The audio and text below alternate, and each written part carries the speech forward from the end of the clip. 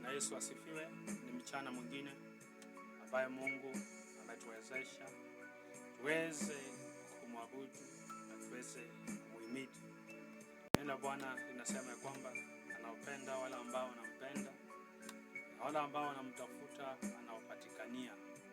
Kwa hivyo niruhusu kwa masaa kama haya tuweze kumtafuta Bwana kupitia kwenye maandiko. Kwa hivyo mchana wa leo naenda kufundisha nguvu dhidi ya mafanikio yako. Kwa hivyo kuna nguvu ambayo yanabishana ama kuna nguvu ambayo yanang'ang'ana ya kwamba usiweze kufaulu au usiweze kufikia ile hatima ambayo Mungu ameweza kukupangia.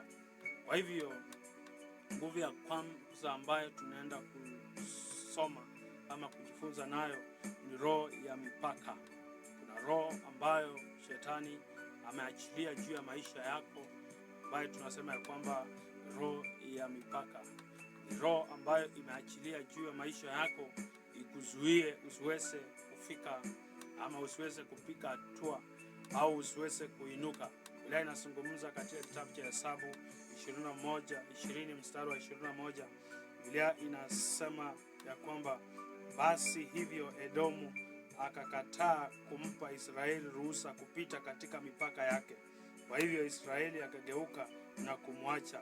Kisha wakasafiri kutoka Kadesh wana wa Israeli mkutano mzima na wakafikia mlima wa Hori. Biblia inasema ya kwamba waweza kukataa kuweza kupita kwenye mipaka. Kwa hivyo kuna roho ambayo imeachilia, roho ambayo ilizuia wazazi wako, roho ambazo ilizuia watangulizi wako. Roho hizo pia imeinuka kuzuia kwenye maisha yako. Kwa hivyo unahitaji kuwa na ufahamu, unahitaji kujua ya kwamba ni roho gani ambayo adui ameweka ili kunyanyasa maisha yako.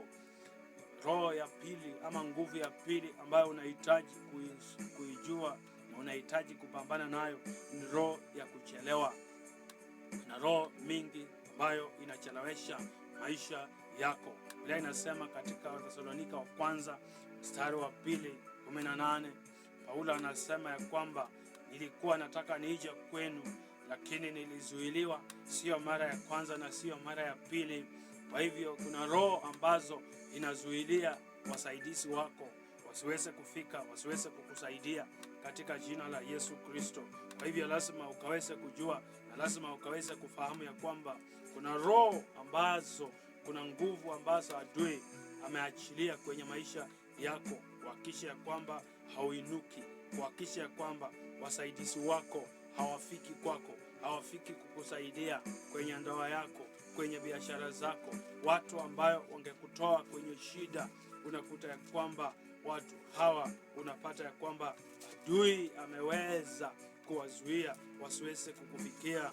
Maana Paulo anakiri, anaambia Wathesalonike ya kwamba nilikuwa nahitaji kufika kwenu lakini niliweza kuzuiliwa, na sio mara ya kwanza na sio mara ya pili. Kwa hivyo kila wakati ambapo watu wanainuka kukusaidia, unapata ya kwamba kuna watu wengi ambayo adui anawainua ili ya kwamba akawazuia. Kwa hivyo kuna roho ya tatu ama nguvu ya tatu ambayo unahitaji kung'ang'ana nayo ni roho ya hasara. Kila wakati umefungua biashara, so unapata ya kwamba kuna roho ya hasara ambayo inaharibu vitu vyako, ambayo watu wanaachiliwa, kuna watapeli wanaingia kwenye maisha yako.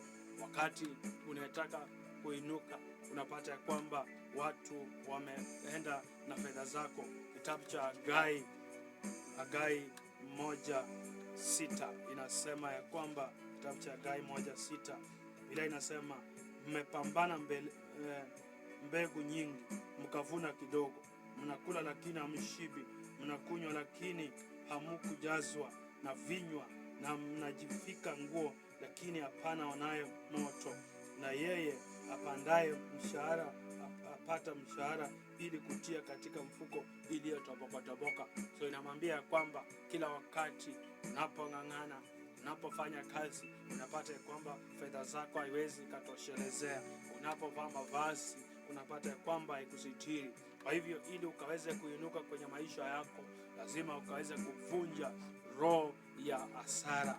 Kwa hivyo nguvu na roho ya nne ambayo unahitaji kujifunza ni roho ya makosa. Kila wakati unapong'ang'ana unakuta ya kwamba unajikuta umefanya makosa, hata kama utarajii unajikuta ya kwamba wewe umekosea. Kwa hivyo kuna roho lazima ushinde, roho ya makosa. Hii roho ya makosa ina uwezo wa kukudhalalisha, ina uwezo wa kukuaibisha. Waraka wa kwanza wa Yohana 4:6 Biblia inasema ya kwamba basi twatokana na Mungu, yeye amjuaye Mungu atusikie, yeye asiyetokana na Mungu hatusikii. Katika hii twamjua roho ya kweli na roho ya upotofu. Kwa hivyo kuna roho inayopoteza watu.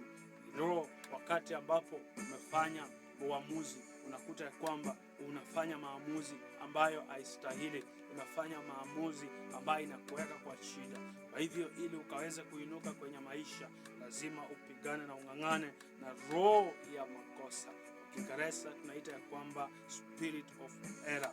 Kwa hivyo nguvu ya tano ambayo lazima ushindane nayo ni roho wa kushinda katika ukingo wa upenyo. Kuna roho ambayo wakati unafika milango yako inataka kufunguka, unakuta ya kwamba kuna mambo ambayo yanafanyika. Biblia inasema katika Wakorintho wa kwanza 16:9 Paulo anasema ya kwamba kuna mlango makubwa ambayo imefunguliwa mbele yangu, lakini iko wengi wa kunipinga. Kwa hivyo wakati ambapo umefunguliwa, unapata ya kwamba adui anainua vita kwenye maisha yako, unapata ya kwamba unapata ya kwamba inafika wakati unataka kuinuliwa, makosa inafichuliwa, ama kuna kitu ambacho inasimama mbele yako, na unapata ya kwamba hauendi kulingana na jinsi Roho wa Mungu anahitaji. Kwa hivyo nguvu ya sita ambayo unahitaji kupigana nayo ni roho ya mavumbini. Kuna roho ya mavumbini. Wakati unajaribu kuinuka, kuna roho ambayo inahakisha kwamba unabaki chini. Na Yesu aling'ang'ana na hili roho katika Luka 1:80. Unakuta ya kwamba Yesu aliweza kuzungumzia ya kwamba kuna roho ambazo zinahakisha kwamba usiweze kuinuka na usiweze kufika ambapo Mungu alikusudia ya kwamba ukaweze kufika. Kwa hivyo Samueli wa kwanza mstari wa pili, Samueli wa kwanza 2:8. Nataka tukaweze tunapoenda kumaliza juu ya kwamba baadhi ya roho ambazo unahitaji kung'ang'ania, unahitaji kukipigania. Samueli wa kwanza 2:8, neno la Bwana inasema umuinua mnyonge kutoka mavumbini, umpandisha mhitaji kutoka jaani, ili awapatishe pamoja na wakuu na wakaridhi kiti cha enzi cha utukufu. Kwa hivyo kuna roho ambazo ni za mavumbini, ambazo zinahakikisha ya kwamba hauwezi ukafaulu, roho ambazo zinahakikisha ya kwamba umeweza kufinyiliwa chini. Na pia nahitaji pia kufahamu kuna roho ya utasa. Lazima uishinde roho ya utasa kwenye maisha yako. Unapojaribu kufanya jambo, unapata ya kwamba usalishi.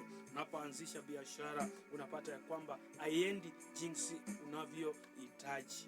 Posa nimekuja kukutia moyo, nimekuja kukuambia ya kwamba kuna Mungu anayeweza. Haijalishi ni nini ambacho imewekwa kukuzuia, lakini kila uhakika inakuhakikishia kwamba huyu Mungu ana uwezo wa kukusimamisha tena.